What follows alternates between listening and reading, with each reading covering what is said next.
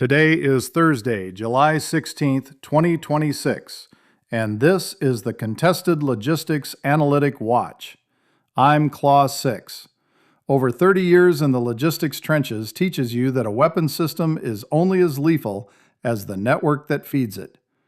Today, we break down a stark warning over NATO's northern flank, the reality of Homeland logistics duress, and a monumental legislative shift placing U.S.TRANSCOM in the lead seat for global posture management. Section 1. The Global Pulse. We must finally accept that contested logistics is no longer about short-term movement under fire. It is about sustaining long-term coalition endurance. The decisive question is no longer can we get there, but can we keep our forces supplied, synchronized, and combat effective over months of continuous peer disruption. Highlighting this, a critical primer by the Council on Geostrategy titled Sustainment Under Strike and Sabotage warns that NATO's supply lines in the wider north are dangerously exposed.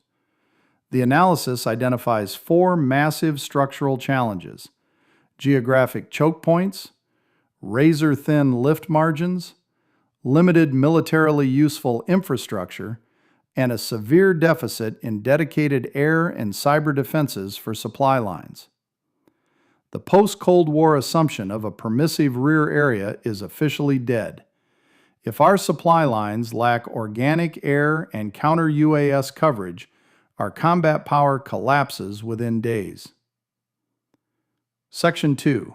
The Coalition Web. This vulnerability is not restricted to Europe. In the latest edition of DLA log lines, U.S. Northcom and NORAD Commander General Gregory Guillot delivered a cold reality check. He warned that our domestic ports, energy grids, and industrial manufacturing centers are primary targets. True continental defense requires embedding contested logistics directly into our Tier 1 homeland exercises. To handle these massive global requirements, our Special Operations Forces are securing their long tail. The Department of War officially awarded Lockheed Martin a monumental 12-year, $10.5 billion global sustainment contract under the SOF GLSS 2 program. This is the largest service contract in Special Operations Command's inventory, locking in worldwide supply chain management, forward warehouses, and rapid deployment tactical vehicle and aircraft repair to keep our elite units continuously lethal at the edge. Section 3. Market Trends. The acquisition pipelines are moving aggressively to operationalize advanced technology under the Pentagon's newest critical technology areas. Under the direction of Dr. Robert Mantz, senior official for the Contested Logistics Technologies portfolio, the OUSD for Research and Engineering is executing 5 high-speed sprints to field critical capabilities within 3 years. These sprints target uncrewed maritime and aerial delivery systems, the forward deployment of small modular nuclear reactors, advanced power solutions, enterprise-scale AI logistics planning tools, and edge-deployed additive manufacturing. The objective is to dramatically shrink the target signature of our logistics tail. This matches efforts under DLA Director Lieutenant General Mark Simmerly to operationalize Section 334 of the NDAA, transitioning the enterprise from static planning to highly integrated, data-driven theater setting. Section 4. Policy and the Tool Belt.